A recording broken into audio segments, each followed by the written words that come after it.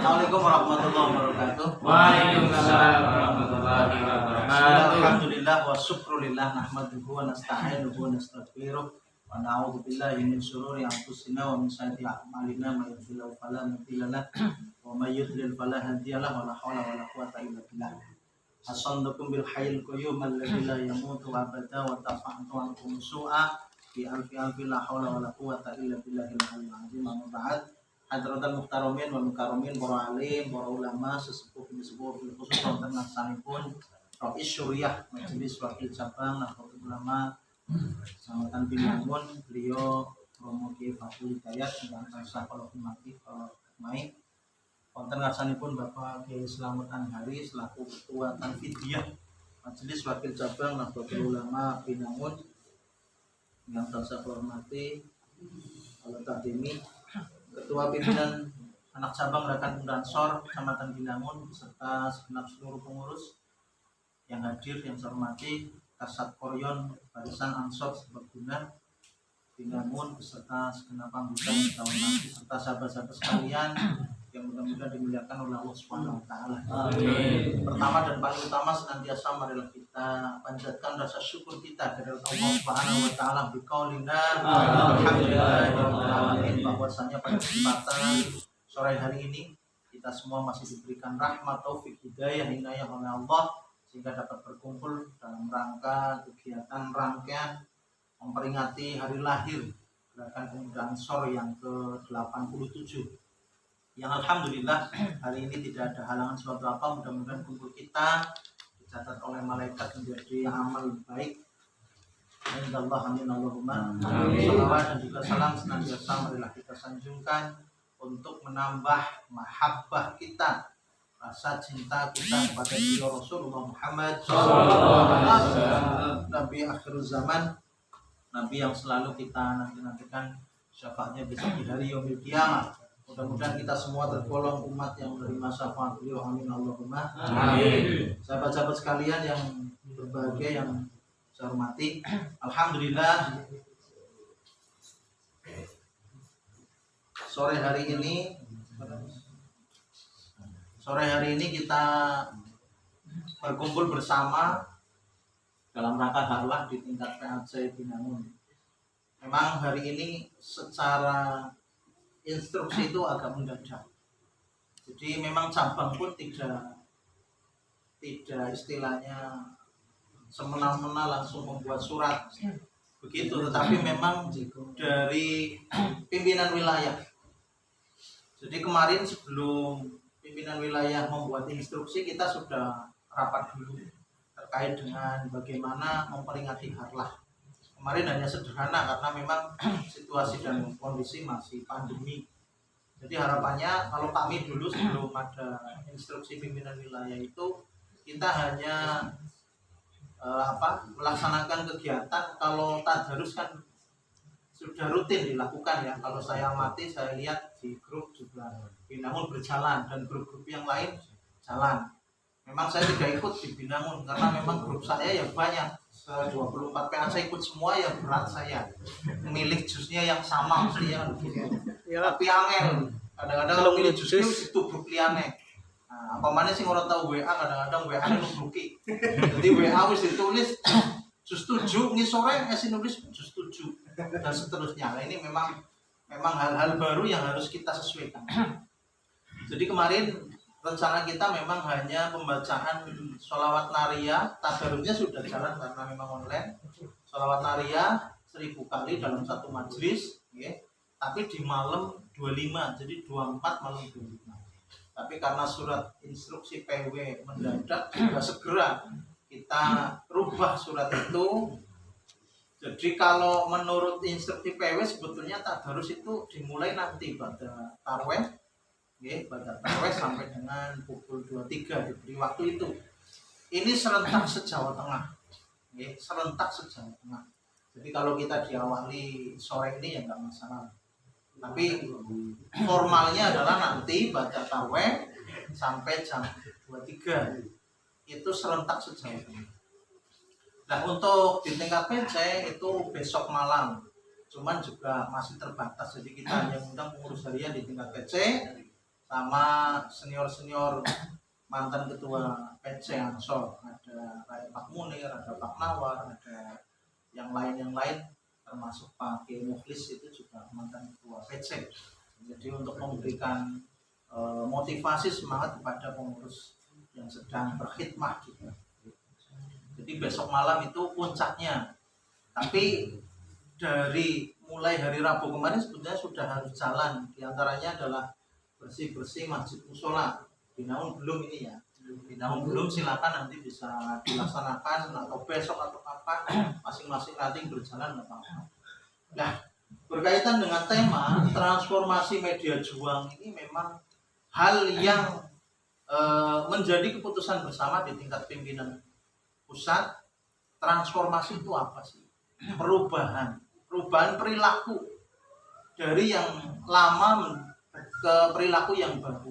Perilaku yang dimaksud adalah kondisi pandemi ini jangan dijadikan alasan untuk kita tidak bergerak. Dalam arti bergerak di bidang sosial, karena memang kita organisasi sosial kemasyarakatan. Jangan sampai beralasan karena corona terus tidak ada kegiatan. Tidak. Maka tema hari ini adalah transformasi media juang.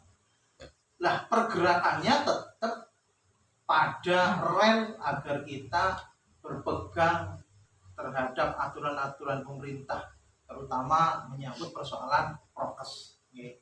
Maka transformasi media juangnya itu harus kita perkuat. Jadi perubahan yang biasanya kita kegiatan kan mesti karepe ya kumpul sing rame, banyak orang. Karena memang mantep. Banyak orang silaturahim, sholawatan rame kan ketone gagah. Ansor ya, semangatnya begitu. Itu memang dulu sebelum ada pandemi. Tapi hari ini karena ada aturan pemerintah, larangan-larangan yang berkerumun, maka Ansor ini dari awal munculnya pandemi itu sudah langsung diinstruksikan oleh pimpinan pusat, ketum kita Gus Yakut, itu agar kader-kader Gerakan Pemuda Ansor menjadi pelopor penegakan disiplin prokes. Jadi tidak boleh sembarangan kita. Kalau sudah mengatasnamakan organisasi, itu harus dipegang. Maka kegiatan-kegiatan pun kita ya bagaimana menyesuaikan. Kalau kita mungkin keluarga di lingkungan sini ya sudah paham biasa ya, tidak pakai masker pun ya biasa saja. Tapi kalau saya sudah lintas kecamatan, bahkan lintas kabupaten, kalau saya kesini pakai masker, jenengan jangan merasa seolah-olah bagaimana. Justru saya melindungi panjenengan. Okay? Karena apa? Saya mungkin sering berkomunikasi dengan orang-orang di luar kecamatan, mungkin antar kota juga. Jadi saya juga harus berhati-hati. Tapi harapan kita sih mudah-mudahan semuanya sehat. Nah, itu menyangkut persoalan kegiatan, perubahan perilaku berorganisasi kita itu harus dirubah dari masa lalu yang mungkin mungkin pakai surat. Hari ini sudah pakai media. Jadi media itu harus dimanfaatkan betul. Panjenengan yang punya HP ya japur HP TikTok antok gitu kan. Nah, jadi HP itu yang utama ya untuk berkomunikasi. Ya kalau saya 1 jam berhenti ya bisa 100-200 WA lah ya. 100-200 WA karena grup saya kan hampir 30-an lebih. Kalau PNS saja 24 ya. Ditambah yang lain yang mungkin 35-40-an grup. Kan bingung. Pemane sing grup umprang-umprung juga ada. Tidak ikut ya orang pena. Contoh alumni semisal alumni di SMA orang melu ketone mbok ngarani kepripun. Tapi ikut ketone ya ceritanya kok umprang-umprung tok gitu. Karena memang grup yang lain bicaranya sudah tadarus online semisal, bicara tentang kegiatan-kegiatan keseharian di Ansor. Saya walaupun pandemi dalam arti pimpinan cabang itu tidak ada berhentinya berkegiatan. Jadi kalau di Binangun karena pandemi berhenti ya menurut saya masalah.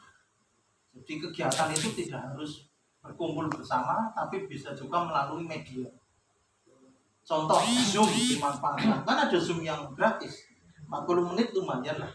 Kalau dibuat banner kayak gini atau tidak harus banner nggak apa-apa. Kegiatannya Zoom antar ranting ya nggak masalah. Itu sudah menjadi nilai plus ya apapun kegiatannya.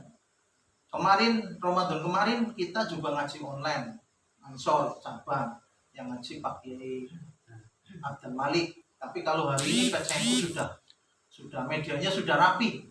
Jadi sahabat-sahabat Ansor ini juga harapannya punya media. Ya, kalau toh belum kemarin PCNU pelatihan mengirimkan 2 peserta kalau nggak salah, itu dimanfaatkan, tapi nggak tahu binanya. Kalau yang lain itu sudah jalan, alhamdulillah sudah jalan. Jadi beritanya media PCNU, berita Ansor hari ini sudah banyak sekali, karena memang setiap event kegiatan mereka itu sudah langsung membuat beritanya. Binangun itu juga tidak boleh terlambat di sisi itu. Tapi kelihatannya kemarin sih sudah mulai jalan. Saya lihat yang peletakan batu pertama itu muncul lah, tapi masih jarang binangun. Kalau yang lain itu dari hari ke hari itu hampir seluruhnya dijalankan. Lah ini juga bagian dari perjuangan. Kalau tadi ngaji itu jelas kewajiban kita ya, kewajiban kita. Tapi sebagai seorang kader di organisasi, media juangnya itu harus dijalankan. Medianya itu harus isi. Sekarang kalau kita lihat orang lain banjir kroya lah kemarin, Ansor Banser luar biasa, NU luar biasa. Tapi beritanya tidak ada skala nasional. Ada yang dompet duafa, hanya 1 mobil lewat, drain, foto di depan sawah yang kebanjiran, ya foto sekali, drain, masuk media, sudah jadi berita nasional. Dompet duafa, padahal di sana orangnya berapa? Ansor Banser NU orangnya berapa? Itu karena kita kalahnya dalam media. Maka sahabat-sahabat Ansor ini dan mungkin sahabat-sahabat Ibnu PPNU yang menjadi garda terdepan. Kalau pengurus NU ya sudah tidak mungkin. Ya walaupun masih sangat mungkin, tapi yang muda-muda ini yang harus digerakkan di posisi media. Maka kalau perlu juga cabang sebetulnya sudah membuatkan pelatihan tim media. Tapi waktunya nanti habis lebaran. Kalau Binangun sendiri merencanakan itu juga saya yakin nggak ada masalah. Bagaimana cara nulis?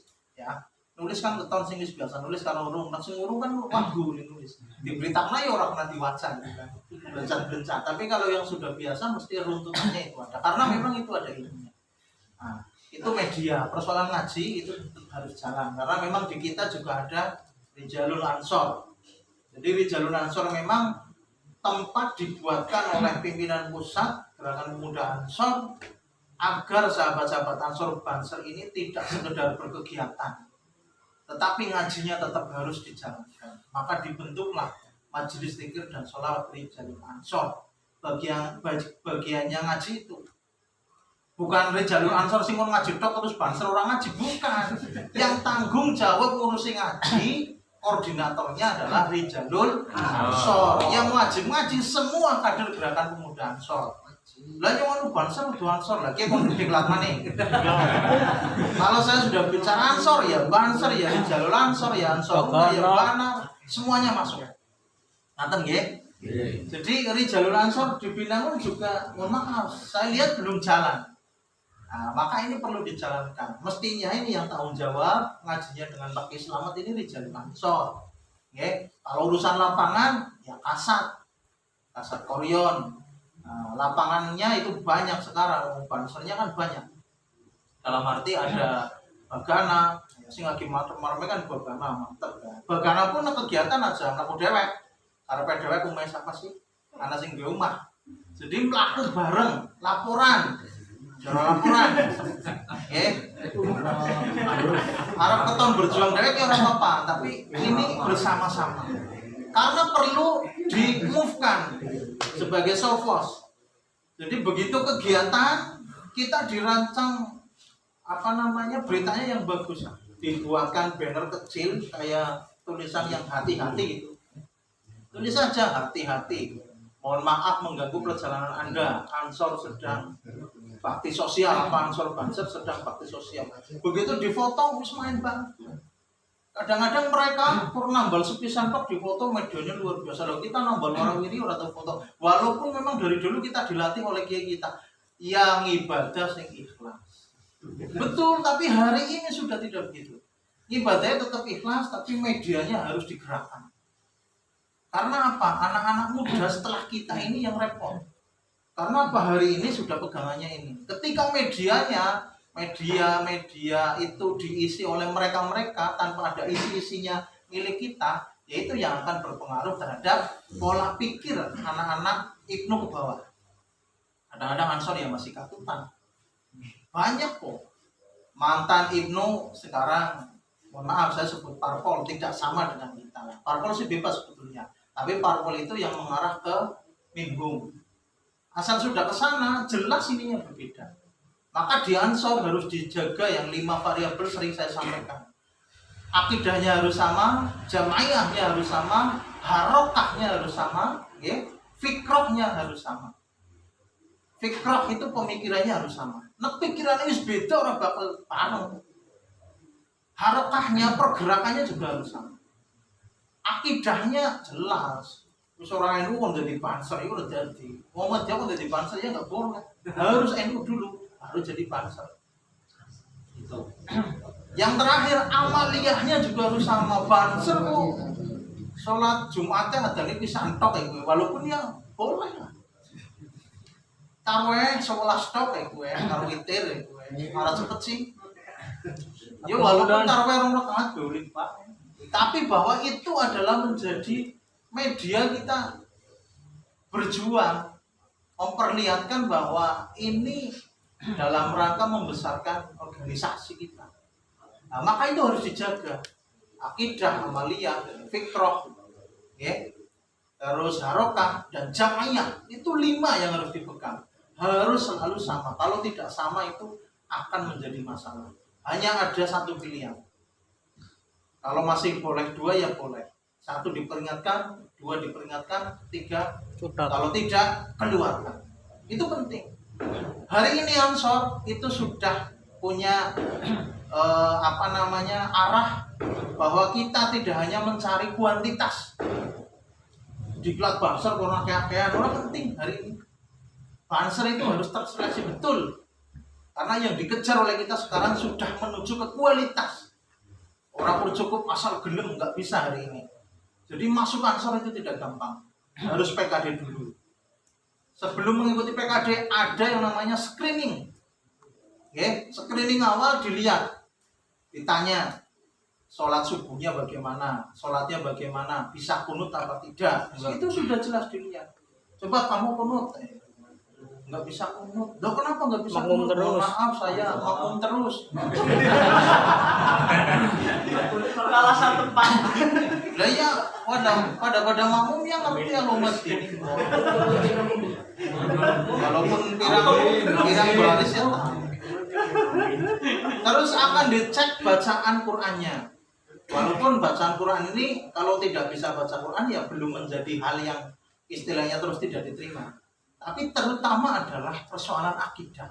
Jadi di kita itu hari ini sudah harus hati-hati bahwa ada orang luar yang masuk menyusup ke dalam.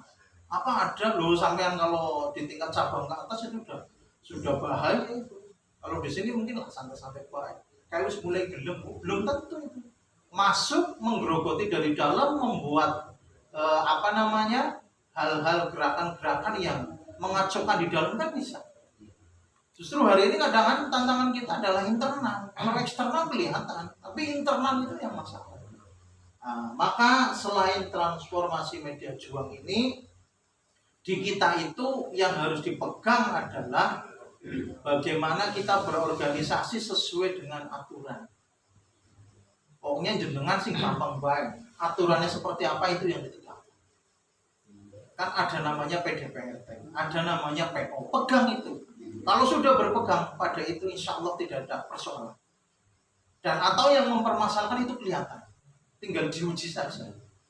Si A berpendapat ini, si B berpendapat ini, kelihatannya oncong-oncongan, ya dicari solusinya lewat PDPRT ini, lewat PO ini. Kalau yang tidak sesuai berarti itu yang tidak pas, kan mestinya begitu. Itu sahabat-sahabat sekalian tidak banyak yang saya sampaikan karena waktunya sudah mau taraweh. Saya setelah ini ke Maos karena Maos nanti acaranya habis taraweh.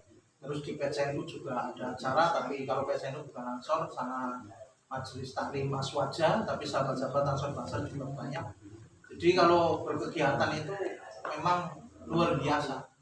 Sebelum Lebaran itu kita Jumat, Sabtu, Minggu tidak pernah di rumah. Termasuk Binangun kebagiannya nanti di bulan apa?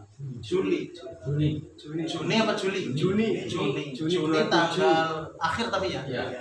Karena diklat itu nanti awal Juli kalau nggak salah. Apa awal Juni? Iya, pertengahan. Perubahan berarti ya. Oh ya, karena di klasusnya juga dirubah. Jadi silakan nanti yang belum pada PKD semuanya harus ikut PKD. Karena itu menjadi gerbang awal kita berorganisasi. Kalau orang yang semantap apapun belum PKD tetap ada kekurangannya karena tidak tahu metode keorganisasian di dalamnya. Terus yang wis diklaksar kok tahu PKD yang mesti beda lho jadi bangsa. Orang paham aturan. Maka penting sekali hari ini pimpinan wilayah Jawa Tengah, ini khusus Jawa Tengah ya, itu mengambil sikap begitu. Dan di wilayah lain ada yang belum PKD dulu, itu urusan wilayah lain. Karena di Ansor itu ada klaster. Jawa Tengah adalah klaster tertinggi. Bahkan Jawa Timur kalah dengan Jawa Tengah. Pergerakan Pemuda Ansor. Jadi Ansor di Jawa Tengah itu harus PKD dulu sebelum diklat. Tapi di Jawa Barat boleh langsung diklat, boleh. Bahkan di sana ada aturan minimal 2 bulan setelah PKD baru bisa ikut diklatsa. Alasannya apa? Alasannya kita sudah harus mencari kader-kader yang kualitasnya bagus, bukan hanya kuantitas. Itu seperti itu sahabat-sahabat sekalian. Sehingga karena kita adalah anak tertua di NU, nanti ketika pergantian kepengurusan di NU, sahabat-sahabat di Ansor ini sudah matang berorganisasi. Maka di NU pun tidak akan menjadi persoalan. Karena hanya Ansor yang hari ini ada akreditasi. Jadi orang gampang jadi ketua PAC ini masuk di akreditasi, nah, tidak sesuai dengan aturan ya tidak lulus berarti tidak punya hak dalam konvergen ya. Pemilihan ketua cabang tidak punya hak, maka harus ikut akreditasi. Akreditasi yang dinilai apa? Yang namanya organisasi ya ada tata surat menyurat, ada kegiatannya seperti apa ya. Ini tadi bagian media juangnya harus diperkuat, administrasi harus diperkuat. Kadang kita banyak kegiatan tapi lemah mengadministrasikan. Ya. Kan begitu, daftar hadir orang mana, fotonya kelalen. Fotonya belum bilang fotonya kelalen. Foto kadang foto jarak selfie, yo bisa boleh kurang. Ini kelemahan kita. Ya tapi di cabang pun masih seperti itu. Jadi tetap harus ada yang bertugas khusus ngambil gambar. Ngambil gambar aja ke Fadliman, ya apa sih ngambil? Kalau Rikin ya menceng-menceng. Ya Fadliman udah jalan tasbih. Sing jaga kamera mestinya yang lain. Ini contoh saja bahwa di akreditasi itu akan dilihat. Tapi ya tidak sekedar sing penting gue foto kegiatan orang apa menjaga Quran itu ya nggak bisa. Ya tetap ada harus dilakukan. Bukan mainan di sini, bukan mainan. Artinya kegiatannya tetap jalan, tapi dokumentasinya juga tetap harus dijalankan. Sebetulnya banyak yang mau saya sampaikan, tapi karena sebentar kita raweh, kita juga mestinya bersyukur oleh Allah masih diberi umur panjang sampai bulan Ramadan, ya sehingga bisa beribadah di bulan suci Ramadan, bulan yang penuh berkah. Tentunya untuk kader Ansor adalah bulan tarbiyah, syahrul tarbiyah, bulan pendidikan. Banyak pendidikan yang ada di dalam bulan suci Ramadan ini. Kita dididik. Kalau dulu sebelum pandemi di Ramadan itu kan ada pesantren gila ya. Ya kalau santri di pondok pesantren ya ada ngaji posonan, ngaji yang khusus dilakukan di bulan Ramadan. Banyak ilmu yang kita peroleh. Itu salah satunya adalah bagaimana kita menguatkan intelektual kita, ya intelektual kita agar menjadi kader-kader NU, kader-kader Gerakan Pemuda Ansor yang selalu menjaga ilmu, sehingga sanad keilmuan dari para ulama kita, masyayikh atau ulama itu terjaga. Itu menjadi bulan tarbiyah di bulan Ramadan ini. Sekaligus juga ada di sana adalah peningkatan perilaku kita dengan kegiatan-kegiatan sosial. Jadi meningkatkan pemahaman kita, meningkatkan kualitas kita dalam melakukan kegiatan-kegiatan sosial. Biasanya ada santunan, ada kegiatan yang wajib, yaitu zakat, mengeluarkan zakat. Itu kan bagian dari bahwa kita menguatkan kegiatan sosial kemasyarakatan. Kita melihat masyarakat yang masih membutuhkan, di situ kita juga dilatih. Dan masih banyak yang lain. Maka dari itu patut kita syukur. Sehingga ketika kita syukur, maka kita juga mestinya harus memanfaatkan Ramadan ini dengan baik. Kira-kira ketika Ramadan datang, kita senang apa tidak sih? Senangnya nak kayak bocah cilik kok senang harus disangoni ya. Mestinya kan tidak begitu. Senang artinya ngoni. Ada hadisnya juga kan, man fariha bi dukhuli Ramadan. Ada yang bilang hurrima jasadul Ramadan. Ada yang berbunyi haramallahu jasadul Ramadan. Ketika kita senang terhadap datangnya bulan suci Ramadan, maka kita akan diharamkan tubuh kita kena api neraka. Mudah-mudahan hadis itu sedikit menguatkan kesenangan kita terhadap datangnya bulan suci Ramadan, sehingga kita bisa memanfaatkan dengan baik dan kita betul-betul lepas dari api neraka. Amin Allahumma amin. Al-Fatihah. Alhamdulillahirabbil alamin. Iya yang